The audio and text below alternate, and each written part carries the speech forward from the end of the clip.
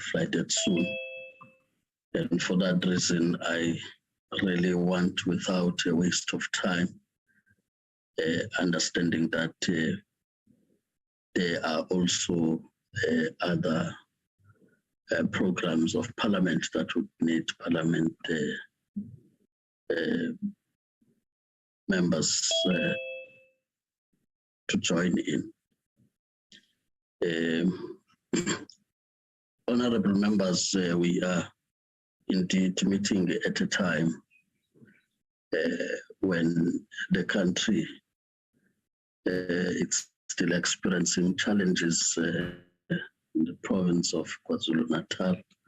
Our hearts and prayers go to families that lost their people, their loved ones, as well as those who may have lost homes or connectivity with other people in the province as a result of damages in the infrastructure.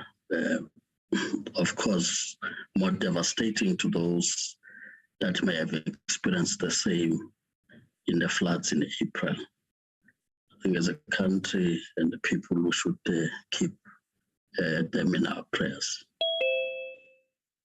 Of course, honorable members, we'll just deal with the formalities just to ensure that our meeting indeed runs smoothly. It's important to remind ourselves of the rules of engagement as adopted by Parliament, as all committees of Parliament are subject to the same rules. That on virtual platforms, let's remember at all times that we keep our mics muted, our video cameras off, until at a time when you are recognized by the chair and you are to speak. Once recognized by the chairperson, will then unmute your mic, switch on your video camera so that those that are following discussions could easily identify with the speaker that would be on the platform. But of course, in a situation where there are connectivity challenges experienced, please do indicate to the chair so that you are able to switch off your video camera so as to maximize your bandwidth, and that we are able to hear you on the platform and that we can proceed smoothly. Honorable members, in case of point of orders, the same rules would apply, that you would raise your hand, you would not unmute your mic unless you are recognized by the chairperson, and that will be able to unmute your mic and your video camera and raise the point of order, which the chair could also roll on. We are also advised not to raise unnecessary point of orders that can lead to the collapse of the meeting on this platform. In situations where we lose connectivity and members or participants on the platform are reconnecting, ensure at all times that as you reconnect, your mic is muted, with your video camera off, so as to avoid a situation where mics pick up background sounds that may distract the speaker that may be on the platform. The same would apply camera that is on, which may take the attention of the meeting away from the speaker that's on the platform. So let's just make sure we keep that decorum so that the meeting is able to run smoothly, honorable members. As I said, this meeting is now officially opened. As indicated, we do have a quorum, but for completeness of our formalities, let's get the formal apologies that may have been submitted to the committee, or if members may have forgotten those, that there will be an opportunity to raise those for record of the meeting. So I will just check with the committee support, Angela, if there are apologies received. Morning, Chairperson. We have an apology from Ms. Kubeka. Thank you. Yes, Honorable Kubeka, who to understand due to ill health, but I've tried to check that there has not been a change on the standing apology of Honorable Majozi from the IFP given the maternity leave that she indicated to the committee at the time.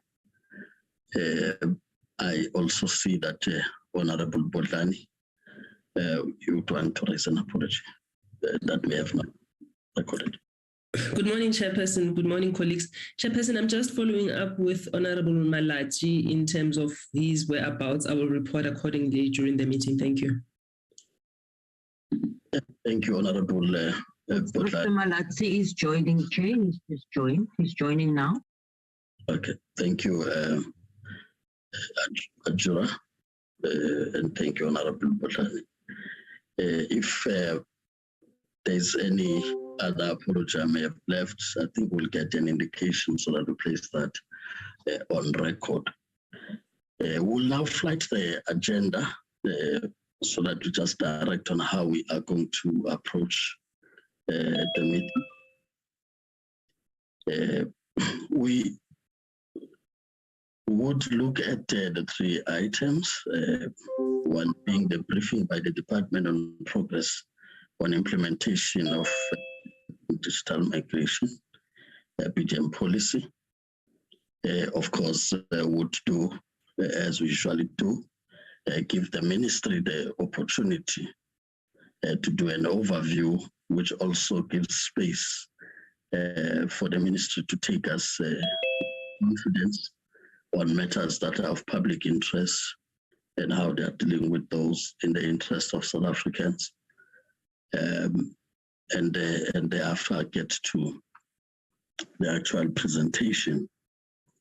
Of course, I take into account that members would have gone through the presentation, and therefore, after the minister would have spoken, we'll start counting the time.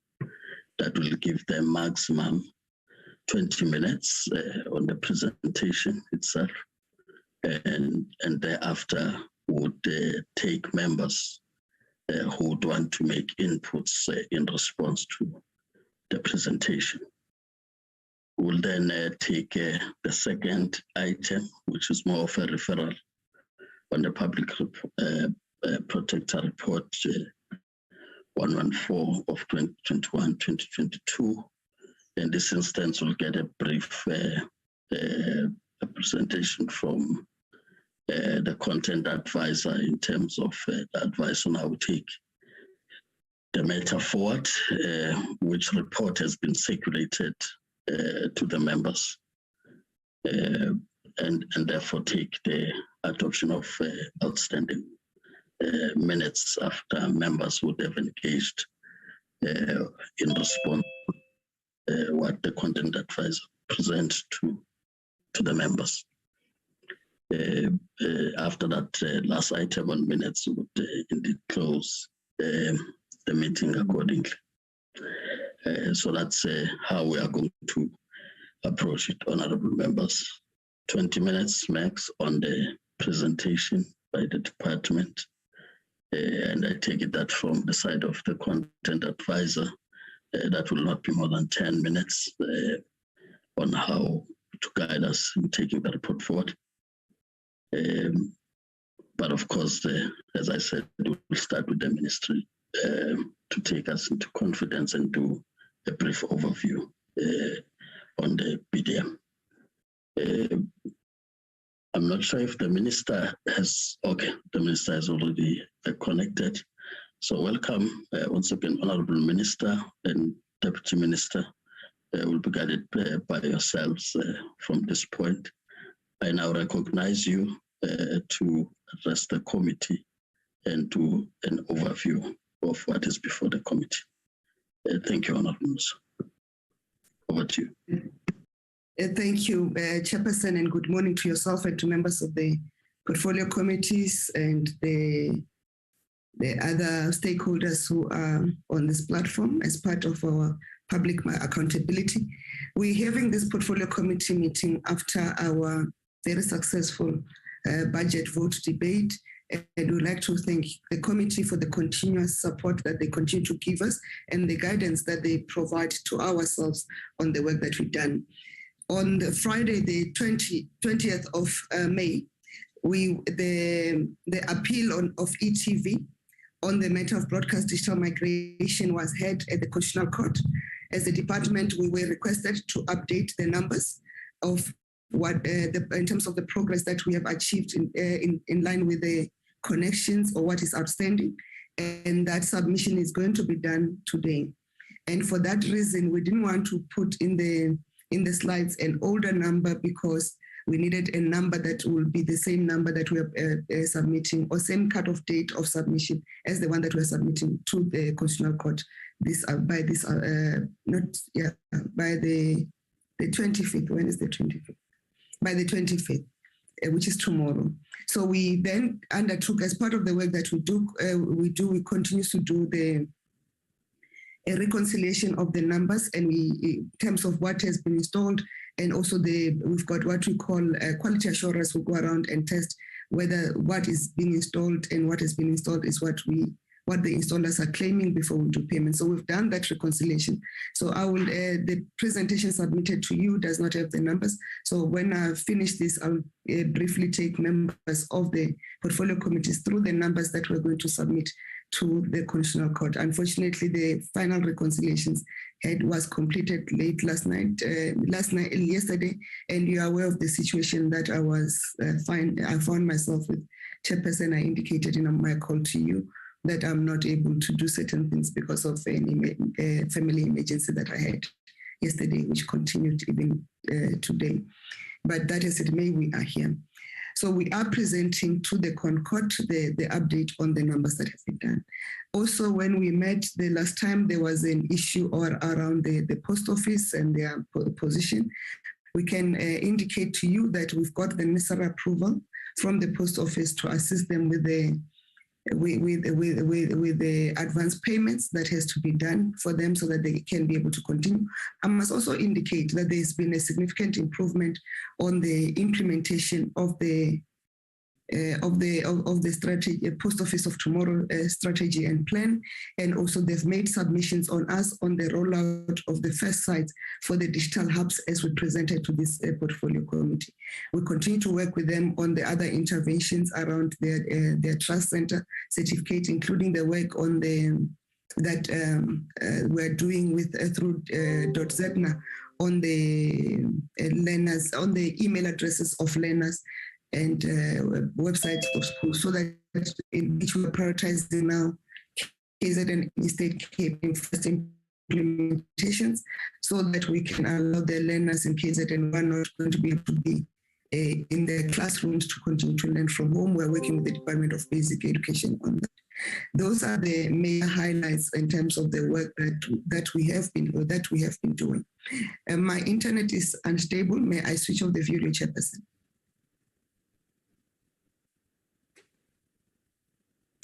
Yes, Minister, like we said, if there's that problem, you would. Yes, thank you.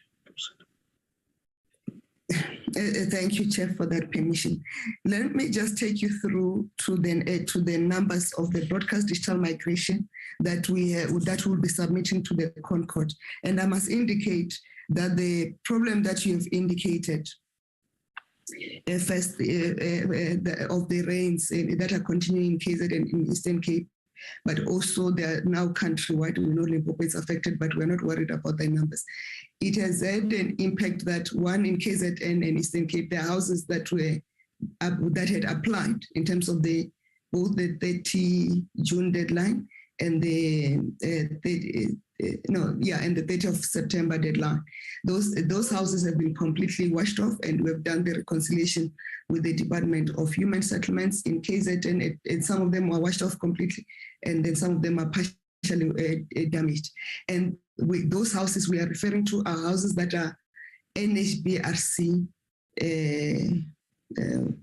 what we call recognized in terms of structures. Those are 12,000. But in terms of their what we call informal settlements or shacks, that were completely washed away equally.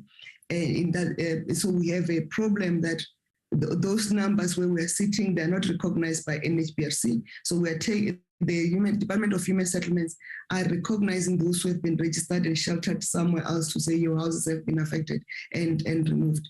And also there are areas that remain inaccessible in KZN because of the bridges that have been washed away, the roads that are impassable, and that is going to be worsened now.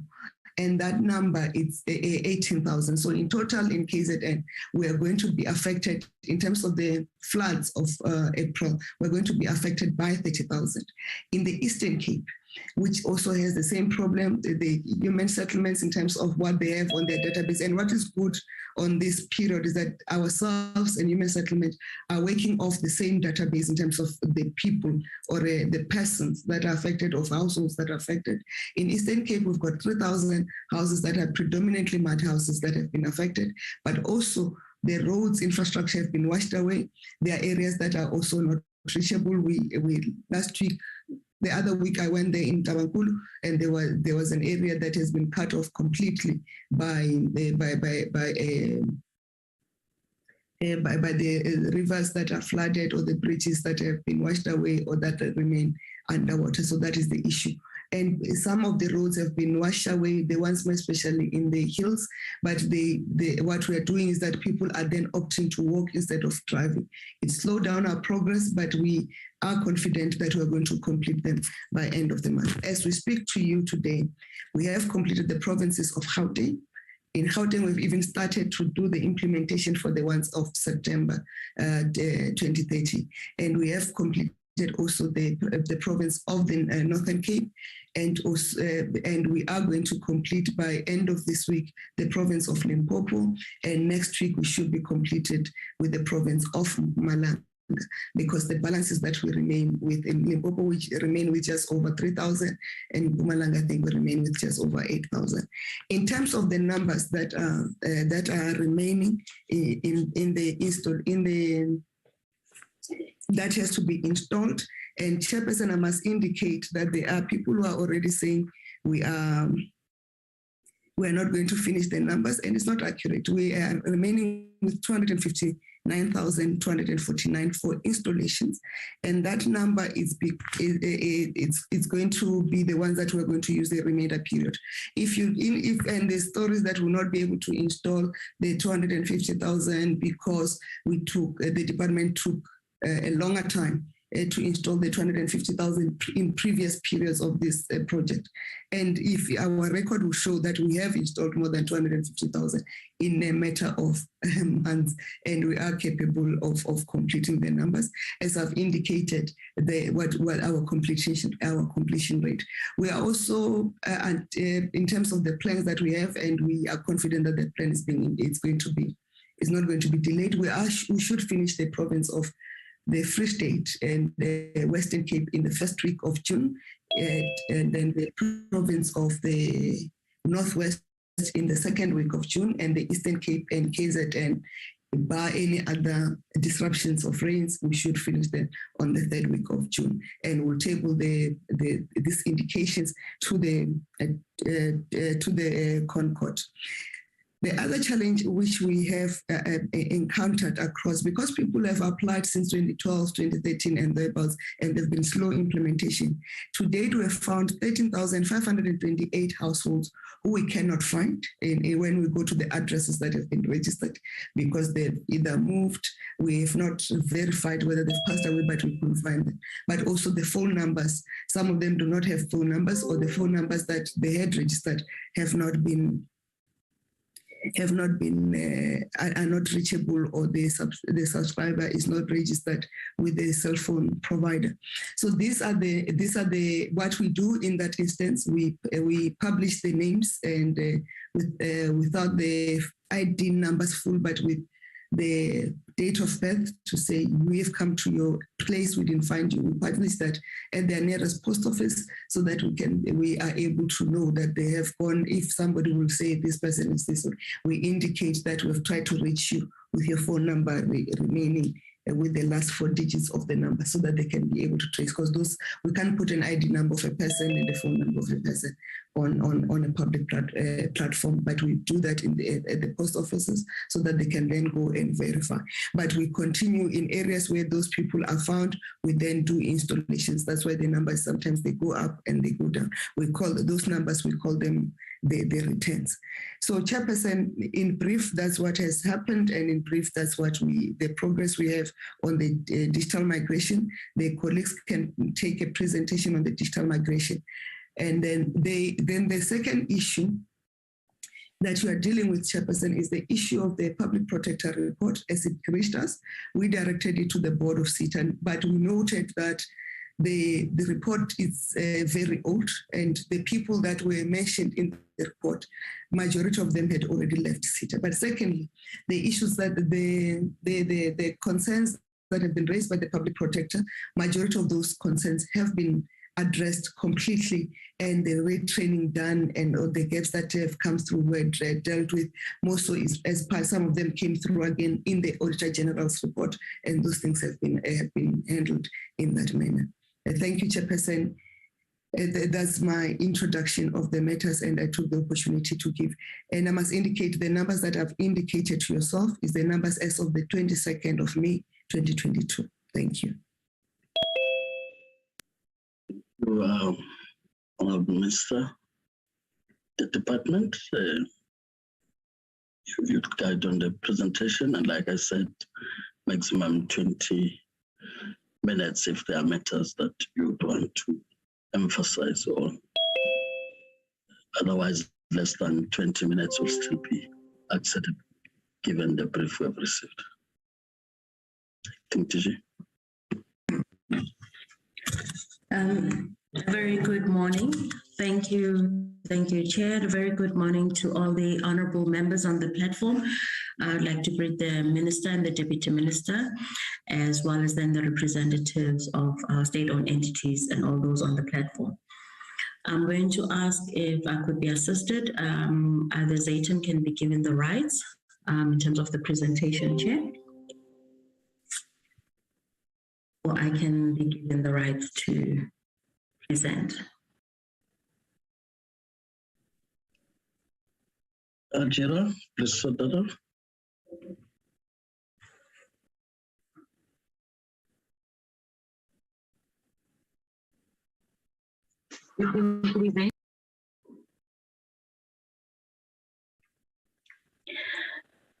Zayton will flag the presentation.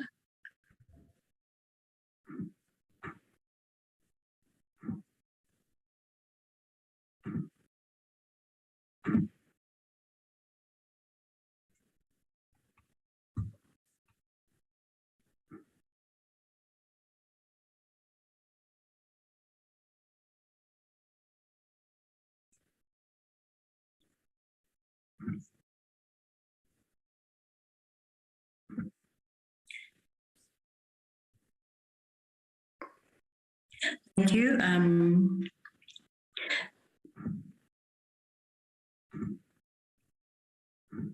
Thank you very much. That is the presentation. As the Honourable Minister has indicated,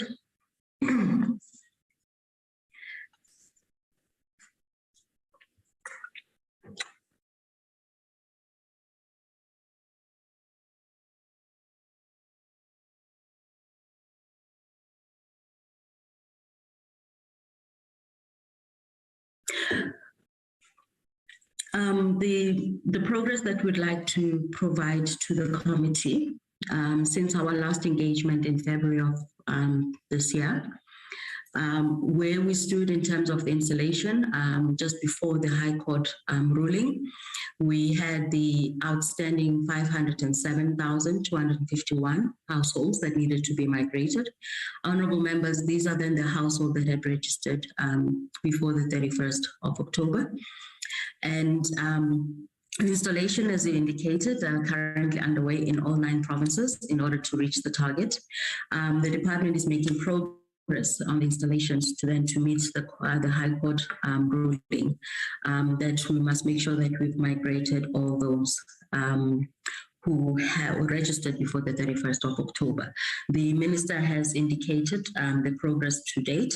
As far as then the installations that or the set-top boxes that have been distributed and the installation that is under progress. Honourable members would like to indicate that Gauteng has reached the targeted target for the installation. Northern Cape is also completed. We would have been ready to switch off Gauteng. But what we also noted is that we had earmarked it as then to switch the Brixton Tower as the last tower for us to switch off at the end of June. But we are ready then to switch off once we had been given then the go-ahead by the SABC to switch off those that are ready. There are quite a number of sites across the country that we've made progress on, and therefore they'll await the instructions from the SABC. The remaining installations to reach the target will then also be completed in the month of May, as the minister indicated, and also by June, our focus is on completing KZN, Western Cape, as well as Eastern Cape. Next slide, please. With regards to the analog switch off, as indicated, that the SABC sites which were switched off during the period, it brings us to the total of 163 SABC analog transmitters that have been switched off. We're also happy to indicate that ETV has only switched off 5 of the transmitters, but bringing then the total of the 9 analog transmitters that have been switched off. 39 SABC transmitters, as I indicated, they are ready to be switched off as the installation has reached the threshold, and we would therefore await SABC's direction and mandate for us then to switch off. Namely, as indicated, we've got 4 in Gauteng. We're still then going to leave out the last site for the final switch. In Western Cape, we've got 19 of our transmitters ready for analog. And Eastern Cape, we've got 10. KZN, we've got 6. And that brings us then to a total of 39 sites. Next slide, please. With regards to our awareness campaign, we continue to ramp up our awareness. It also increased this, coupled with the national character stroller. This is then the CG messaging that is on all the analog receiving televisions across the country. We've also have live reads on community radio stations across the country. Our public service messages continue being flighted on the SABC 1, 2, and 3 channels. And we've got our teams, both from the department as well as from the USASA, who are on the ground doing door-to-door. They're supporting the support team in the various post offices, as well as then the Centec teams and the team of that are managing the team of installers across the country. The social media activations across all stakeholder platforms, they continue to increase then the awareness. We've optimize this with digital ads as well as weekly messages. We use all the omni-channels in terms of our social media. In the main, the one that is gaining much traction is on Twitter. It's the Twitter of pages of the department as well as that of government, together with the SAPO, the post office Twitter page, as well as USASA, that have been quite active in as far as increasing awareness. The other increased awareness drive that we've seen recently has been the call out by Centec for other installers to come and register, and we've seen therefore an increase in terms of the number of installers. The telcos continue to assist us on this campaign in as far as the SMS messages campaign. We've also tried to ensure that this is done in indigenous languages in order to ensure the reach. I also would like to give credit and appreciation to also the community leaders, provincial government departments, as well as the local government who have partnered with us to ensure that our awareness campaign increases. We really want to appreciate the councillors in various municipalities and districts across the country and in all 9 provinces who have been part of this campaign. Our principals continue to take up the interviews in terms of on the radio as well as television, and this campaign it continues then to give rise. Our main focus, honourable members, has been to reach the people on the ground. So we have been focusing extensively on your community radio as well as the community TVs across the country. Next slide.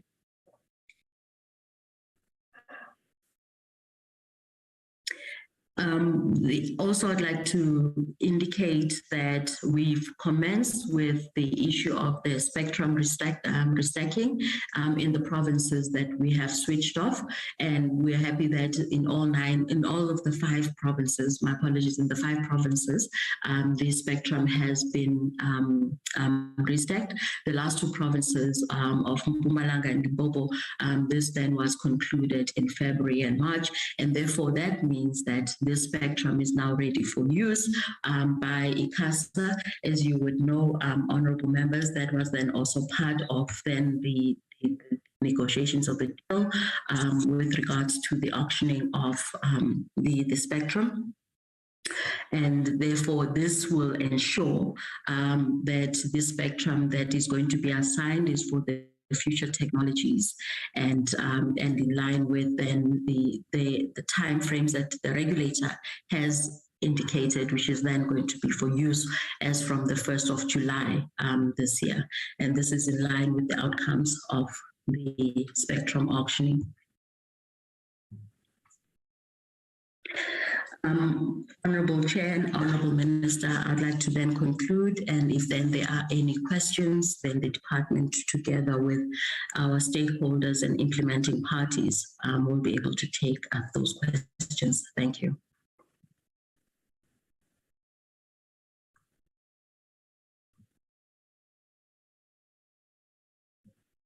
Thank you. Thank you, Chair. Unless there's a point the ministry wanted to come back to before I give honourable members who would want to speak. Thank you, Chairperson. Also, just to indicate that we have not indicated the numbers that are with the Gauteng High Court said we must conclude by September 2022 to install. In terms of our plan and the running rate that we're running at now, we're going to be able to conclude them by end of July, by the ends. But in terms of the plans, we are very confident that we should conclude everybody, including the ones of September, by end of July. And that all the calibrations we have done is to make sure that we conclude everybody who's applied then in terms of the High Court, Gauteng High Court ruling by end of September. The other thing that I want to indicate on this one is that if you recall, when we started, we started with less than 200 installers. Now we are sitting with 987 installers, and we continue to ramp up the installer capacity in the country through that. So that's why the numbers pick up as they stabilize. The numbers continue to pick up. Thank you, Chairperson. Thank you, Honourable Minister. I now invite honourable members who would want to speak to raise their hands on the platform. If you're struggling to do so, please indicate. I see Honourable Kumbu hand is up. Any other member that may be leaving behind? The Honourable Bodlani, you'll be second. Let me take those 2 for now. Honorable Gumbu, you are now recognized to speak. Honorable Gumbu. Honorable Gumbu. Thank you, Chair. Good morning to the Minister and the Deputy Minister and to everyone in the meeting. And firstly, I would like to appreciate the presentation made. Chair, I think for us is just to continue encouraging and supporting the department in making sure that they meet the deadlines of analog switch off, despite some challenges in some parts of by floods in some parts of KZ and yeah, I think that's all what I want to say, and I thank you. Honorable Gumbu, Honorable Bolani, you are recognized. Chairperson. Good morning, Chairperson, Minister, the Deputy Minister, members of the committee, and fellow South Africans. Chairperson, I think one thing we do get from the Minister this morning is that the Minister is really quite an optimist. I think she is really one of those people that we need more of in this world, that see the glass as half full as opposed to half empty. I think the floods in KZN and Eastern Cape are going to impact their rollout. I do understand that the Minister is giving us figures in terms of houses that are approved by the HBRC in terms of them being proper structures, obviously an informal settlement. But equally, the presentation that we received this morning from the department did not highlight that. So I'm hoping the department is not going to treat it as a by the way and then come back to the committee and say, oh, but there was floods in Eastern Cape, there was floods in KZN, because we all understand that when the court made the ruling, I do not believe that considerations of the weather and acts of nature as a matter of fact were considered. It was just a matter of this needs to be done, but there's intervening circumstances. And while I don't want to put a damper on things, but we really need to be realistic. The Minister spoke about an earlier date. I'm not sure if I understood her to say there would be people that would be that would then be covered by end of July as opposed to the end of September. Can she please clarify me on that? And I'm not sure, Chairperson, you can guide me. Are we still going to have a bite on the CITA report? Thank you, Chairperson. Or last thing, Chairperson, I think the rollout of these set-top boxes also begs the call for this portfolio committee to be on the ground doing oversight. We are relying again on third-hand information for us to see whether this is happening or not. And I do not believe that this was the spirit that oversight committees were created for. Thank you, Chairperson. Thank you, Honorable Bolani. I take it that Ajira, there's no hand that I'm leaving behind, so as to allow responses at this point. Nothing on my side. Okay. Would then allow the Minister to guide how they are going to respond and respond accordingly. I can just confirm, Honorable Bolani, that the part on the CITA is the next item. So still. Honorable Chairperson, am I still audible? Yes, please proceed, Minister.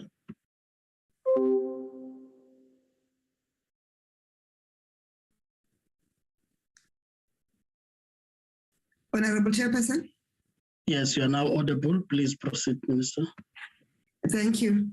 I'd like to thank Honorable Gumbu for the words of encouragement and support.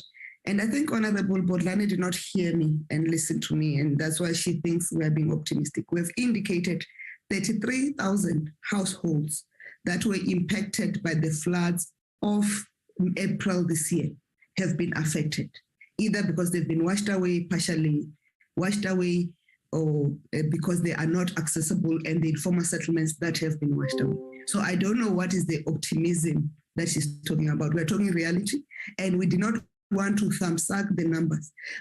As we went in, we also worked with the Department of Human Settlements on the same numbers, and we checked the names because there's a list of names to say, is this person affected? We checked the names of the household and compared to the names of our applicants. So the numbers we're talking about of the 33,000 are not thumbs-up names. They are actual names in terms of the impact of the April disaster.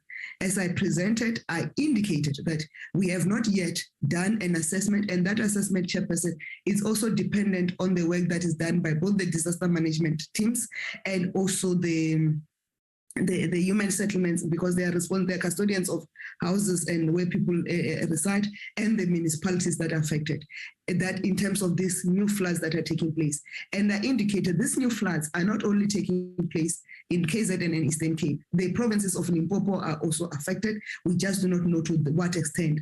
But with the Limpopo, the numbers that are remaining as we are sitting now is less than 3,000. So we don't think the impact will be significant. That's what we've explained. So there's no optimism on our part. There's reality on our part in terms of that which has been impacted. And when we submit those numbers tomorrow to the Constitutional Court, we will then provide that level of detail, the granularity of detail that we do. And what we want to say is that if with the numbers, remember the court had said we need to complete the ones who applied after the 31st of October 2021 to the 10th of March. And I must indicate 10th of March. That we should conclude them by September 2022. And what I reported to clarify... That's all, Honorable Minister. May I just check, Honorable Malatsi, whether you want to be recognized to speak later, or is it to be recognized to raise a point of order or anything? No, Chair, later. Let the Minister conclude her response. It's a follow-up, so it's for later. Yeah, it's not to interrupt. Okay, so you are noted. So that I didn't understand why the hand was up. Proceed then, Minister. Thank you, Chairperson. And in terms of what we have reported is that we had the number that we needed to conclude, which is the 260,000 odd number that we needed to conclude by end of September, with the current run rate and the pace that we're installing, and by the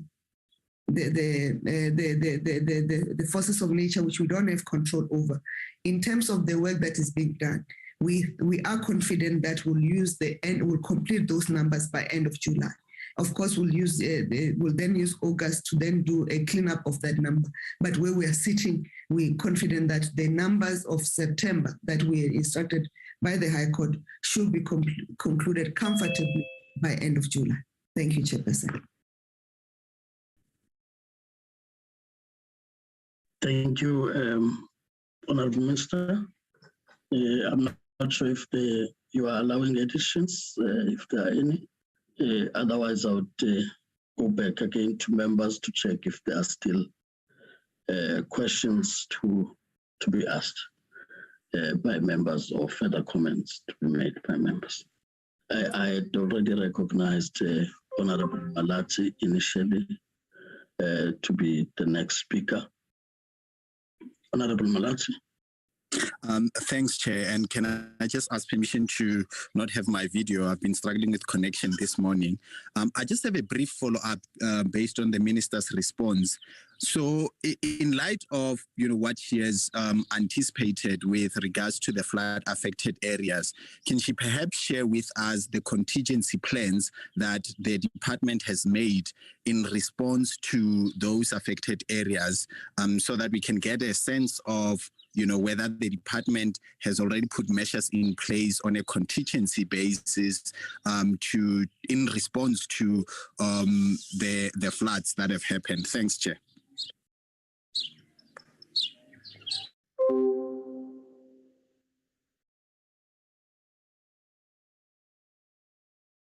Honorable, I'm checking if Honorable Minister is still connected. I am still connected, Chair. Please proceed if you want to. Thank you, Chairperson, and thank you to Honorable Malatsi for that question.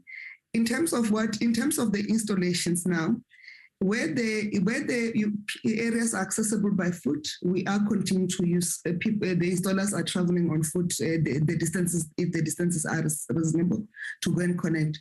But for instance, where structures have been washed away or partially damaged, where they're going to put replacements, what we are working with the Department of Human Settlements is that when they go in and replace the structure, we then go with them to do the installation if that household had applied.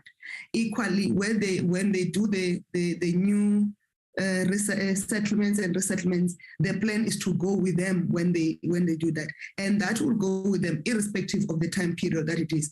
If they complete the resettlements and they put in new infrastructure in November, we have put aside the set-top boxes to go into those beneficiary households to support, so that those people who are affected are then not disadvantaged. It's just that even when the structures are partially damaged, because of the integrity of the structure, we cannot then continue with the installations because we use drills and so forth. We may risk collapsing the structure. So, but when the necessary fixes and repairs and the necessary replacements have been done by human settlements, we are working on that. We are also, because in some of the areas, there were people who had not applied. We are also looking through what the database that the human settlements is sitting with to say, can we get people to apply for this government support, so that when they come back, if they were having analog televisions, they can do. What is good is that now with the prohibition of the sale and distribution of analog TVs, if these households have to go to the market to buy new TV sets, they are going to be buying digitally compliant new TV sets. And we have also we are also making it easier for people to recognize the digital television sets or with the work that both of us and DTIC are doing, by having the logo of the Go Digital on the TV sets, and also the having, through Minister Patel, having the analog televisions who are still in the retail floors to be identified as such in terms of the work that the ministerial directive of DTIC that has come through. So where we are sitting, we are confident that if those who have to buy new TV sets, because they'll have to buy their own TV sets, they'll get digital televisions. But if those who manage to preserve their old television sets, which are analog television sets, we are ready to install them at whatever time they will be replaced, or their households or their houses will be replaced, or they will be resettled to new places. We will be able to then install them with the decoders as they applied. We also, and I need to indicate this, Chairperson, we have not closed the application for support for the qualifying beneficiaries. So we are also working as part of the work we do to make sure that those who are affected by the floods, if they do not apply, we get them to apply for the assistance. And when we are done and with the reconciliations, we should be able to come through and say, what are the new numbers that have applied through this intervention? Thank you, Chair. Thank you, Honorable Minister. I take it that, honorable members, we have clarity.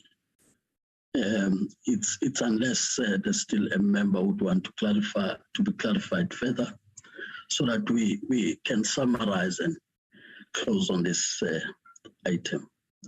May I just check, Ajara, if there is any other member I may be leaving behind? Nothing on my side, Chair. I take it that, honorable members, we have come to the closure of the item, and in closing the item, I want to just make the following so that we are clear on what we have dealt with. Firstly, is that indeed the committee do appreciate the update that we have received from the department. More important, the commitment to honor the decisions of the court, but also this other commitment the minister would have made, that of course, if there are also new applications, they will still be taken, so that there's no South African that's left out who really qualifies to be assisted by government. I think more importantly is an assurance once again to avoid what we could have seen in the public domain, the part about the SABC and the program itself, that before a switch off is done, it's usually confirmed by the SABC, giving assurance that their viewers would not be left stranded in that regard. I think we should also appreciate that as the committee. But I also want to also emphasize this point, that in respecting the decisions of the court, of course, appreciating the contingency plans with regard to flood affected areas, it may be important, I think, Minister and your team, to also give comfort to the committee on how that fits to the court process, so that we also do not come at some point to discuss that there's been a contempt of court because there's not been engagement in this regard. I think committee members like Honorable Botani have also raised, there's appreciation that the natural disasters may have not been a consideration at the time, but the reality is that they're with us now, and no contingency plan could be 100% proof that everything else would happen, especially if you are responding to a natural disaster that may be really beyond your control and your plans. So if you can also take that into account. Maybe the last point would really be that the emphasis on the presentations remains those that are subsidized. And we have to ensure that those that are unsubsidized, they really also receive the same attention in terms of the message that must go to them, to highlight the matters that the minister has spoken to about how you recognize, but also how you were able to be able to get an IDTV, or so that people do not get exposed to a situation where they may be dumping somewhere of products that are no longer needed in the market that looks at going really digital. So we just also need to tramp up the message in that regard, especially as you get to more of the metropolized provinces, where a lot of people may be actually falling in the unsubsidized market, that they are not left behind because the focus is to get people to apply for subsidy. So we create that balance. Otherwise, we are really happy, Minister and your team, that you are really changing what could have been the narrative in the past years or terms of office, and that the commitment we made in the 6th Parliament that will not be part of statistics of history, but that will be recognized as having changed the situation for the better, that the country is able to fulfill its commitment of migrating from analog. So thanks for that. Honorable members, without waste of time, as I said, the Minister has already spoken briefly to the next item from the perspective of the department. We'll also allow the content advisor to briefly speak to the item on the public protector report as it relates to CETA. As I said, that won't be more than 10 minutes maximum. We'll then take up the comments that members would want to make as far as that is concerned. Mr. Malika, I take it that you are ready to speak briefly to members.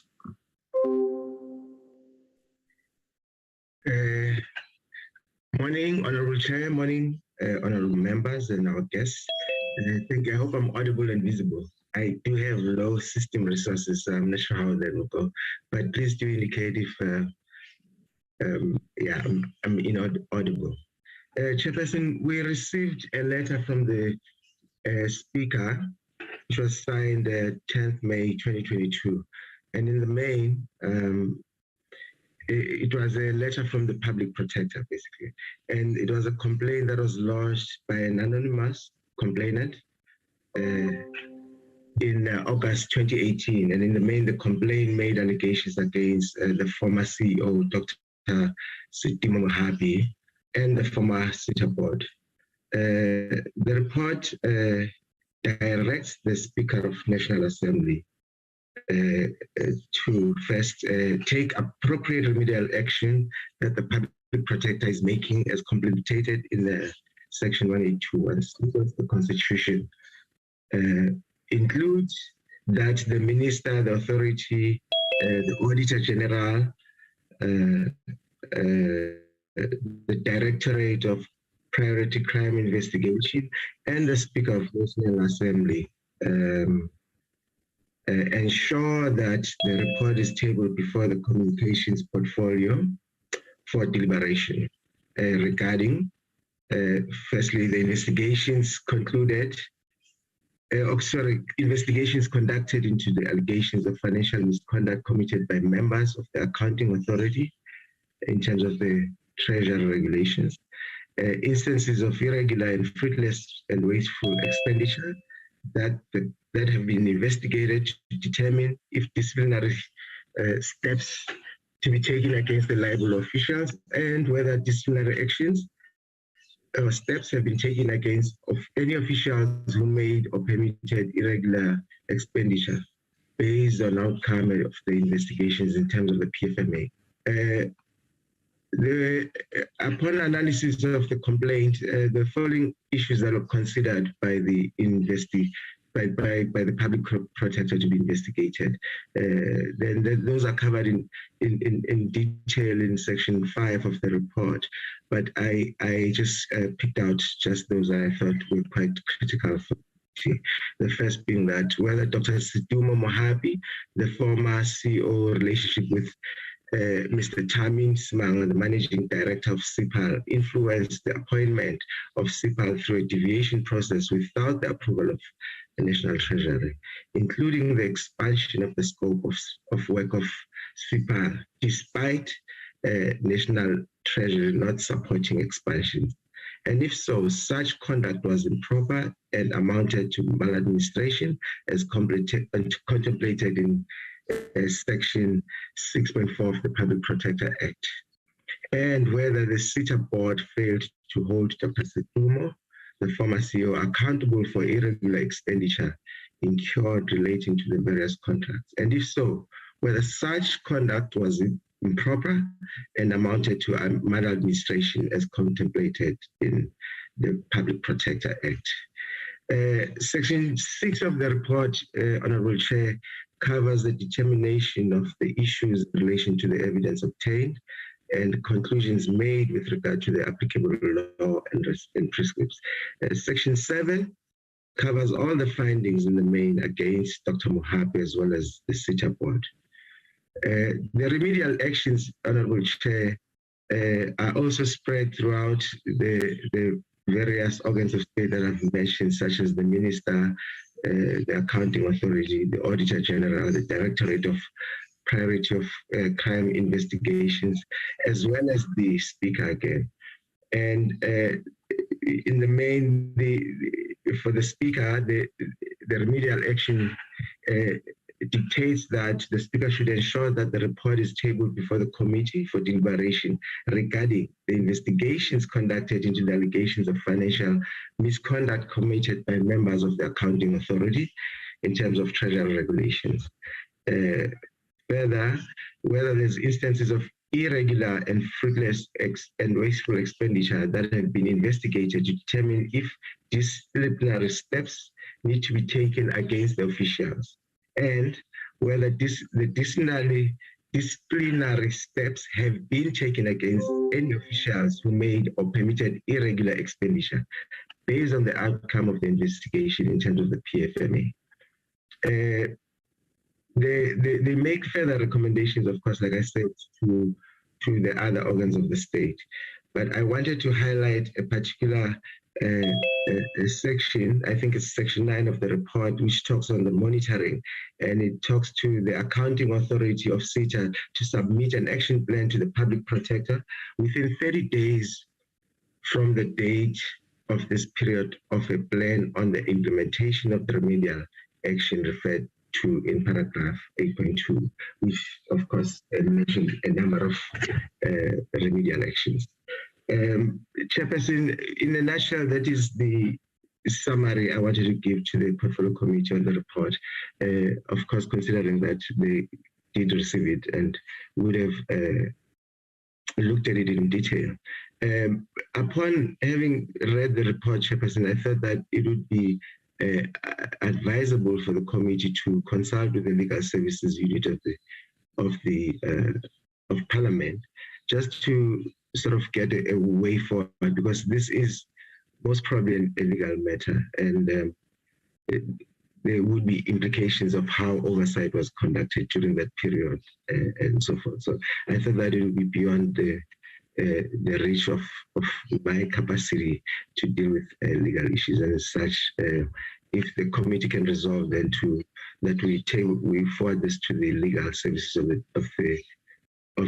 of Parliament, with the hope that they'll come back and report to us on their recommendations, and then we can resolve on the way forward. Thank you, Chair. Thank you, Mr. Malika, Content Advisor. Of course, as I would be taking up, those members may want clarities, would of course also put a proposal on how we can balance our engagement and the proposal that is being put on the table. Honorable members, just on the previous item, because then the matters raised here do link to the point raised earlier. It may be something I would want yourselves, in particular the Content Advisor, to work on. There's been a suggestion that would have made before, and it's been made again today, that we also need to look at our own physical oversight in some of these projects that we run, which includes the entities that run such projects. So that's one of those I would have left mistakenly on the summary. So as you were presenting, I then remembered that this point would need to go on record, so that in the next meeting you can indicate to us a proposal which may have been submitted for consideration by those that need to give approval, of course taking into account the intensity of the parliamentary program.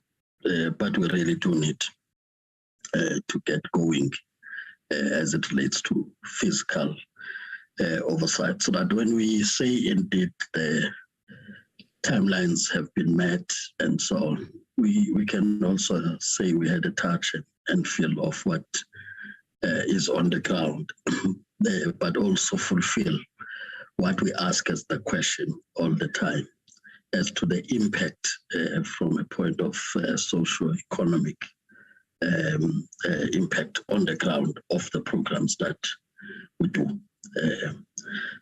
So I just thought it's important that we come back to that and place it on record. So, honorable members, we are now back on the Public Protector report. We have heard the presentations. I'll just check if there are members who would want to comment or speak on the matter.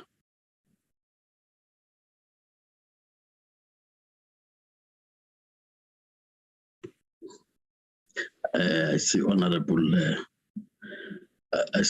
Bodlani's hand is up. You will assist me, committee support, General Portia, if there are members I may not see. But in the meantime, Honorable Portland, please proceed.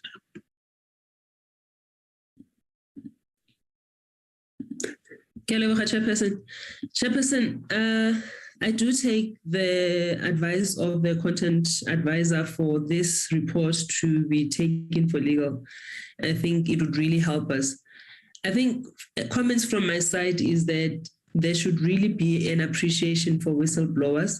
And as a country, we should really be deliberate about protecting those whistleblowers. It's easy to just dismiss this report, especially given the accolades that were given on the former Mr. Dr. Situmo. It's really easy to dismiss this as anything else, but it is not, because the public protector has ruled otherwise on this issue at Dr. Mohapi.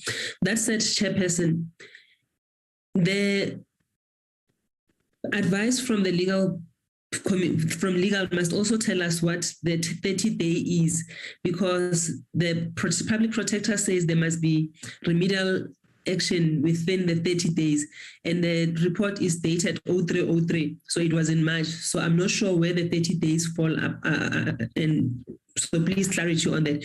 And Chairperson, mine is to say that this report must really be used as a lesson, so that we as a department, as the portfolio committee, we are not reactive, but we are proactive.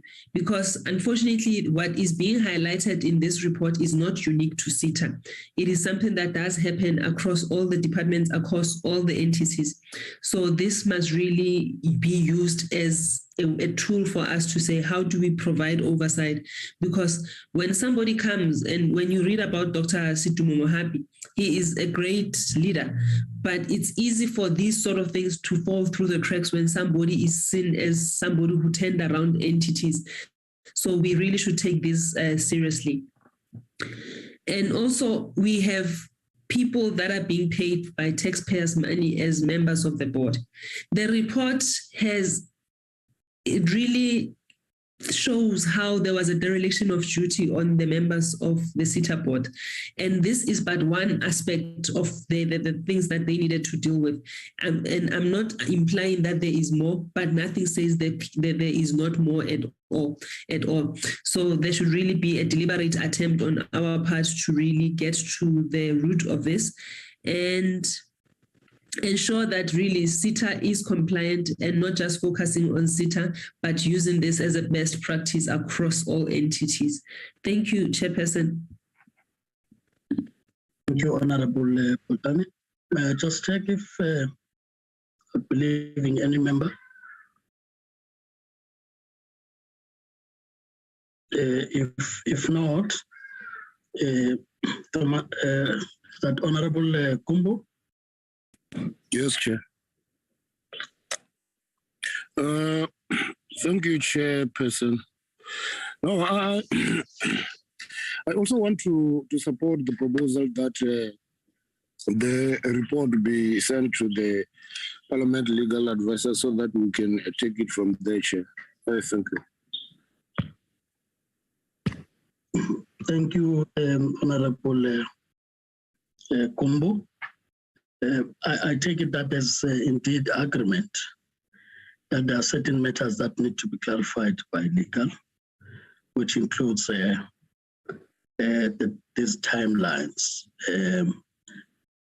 given the time it has been referred to us as the committee, and that we also acted upon, so that if indeed there may be issues about what that 30 days mean and where we are, would also in a way be able to get back and clarify that we are indeed handling the matter and at the speed at which we have reacted once the matter has been referred to the committee as per the remedial actions. So that's the legal side of things. But for us to deal with the report, I think, comprehensively, it's also to get a sense, especially from the side of the entity itself, the entity oversight of the department on the action plans that they would have put in. More importantly, a commitment on preventative measures that this would not reoccur as we go forward, because then it addresses also the AG reports that would have been received thus far. We do that without really saying we do not appreciate that in terms of the committee reports, it can be demonstrated that the committee did reflect on where SITA was and where SITA is today, including some of measures that they've introduced to ensure transparency on procurement processes, which would have said it's something that we need to look at as the state, right from advert until adjudication, that South Africans can follow on how those that make decisions would have arrived at such decisions. And that when you could not get what you thought you'd get, you will be understanding the reasons on why your entity or whatever would have not been considered in that process, what is said to be automation of systems of procurement. So I just thought it's important so that we discuss or look at this report in context, because the committee has been doing oversight to try and turn the situation at SITA, and the executive authority has also made interventions, including putting SITA under administration, and the improvements on performance and so on are things we have recognized as the committee, so that the report itself does not make us not to appreciate the work collectively we have done thus far. So I thought it's important so that the report that comes is quite comprehensive. SITA should prepare a report on how they've responded, because from the report, the last interaction would have been in January 2022. So that's not too long a time. Surely all those plans and how they've been implemented should be readily available for members to consider, so that we also know if there are matters referred to the other organs, maybe for criminal investigation and so on, and that we can report back to the House, to the Speaker, that we have been able to respect that office in the work it does.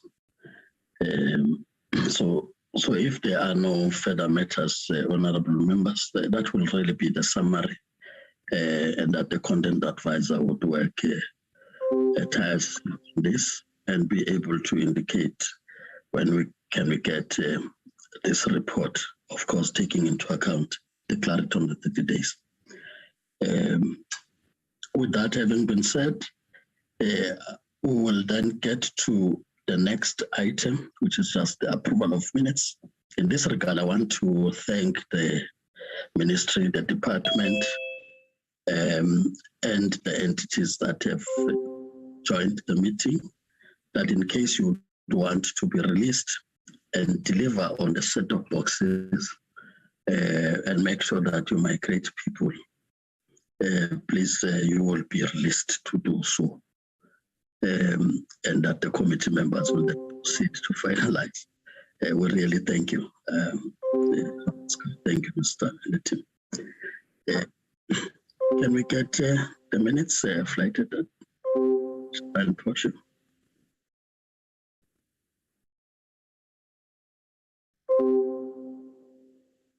Minutes of the 10th May.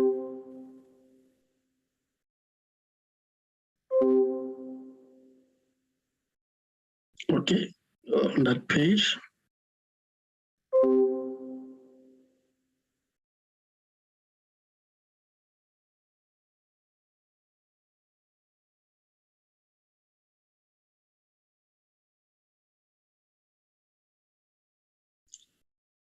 So those are the minutes of the 10th. Can I get a mover and a seconder? Chair, I move adoption of the minutes. Thank you. Honorable Chamber moves. Can I get a seconder? I second, Chair. Honorable Bolani seconds. May I just check if there's an objection in us adopting minutes? No objection, so the minutes are agreed. That would have been the last item, isn't it, Jura? That's correct, Chair. Thank you. Thank you, honorable members, for really making time. We would indeed, on your behalf, make follow-ups on what would have resolved as the committee, in as far as the BDM, in particular the part about the oversight, as well as this report in as far as the legal and coordination of the reports from the different role players. With that, the meeting stays adjourned until we meet again. Please do join many plenaries. There's still time. Thank you, honorable members. Thank you, Chairperson. Thank you, Chair.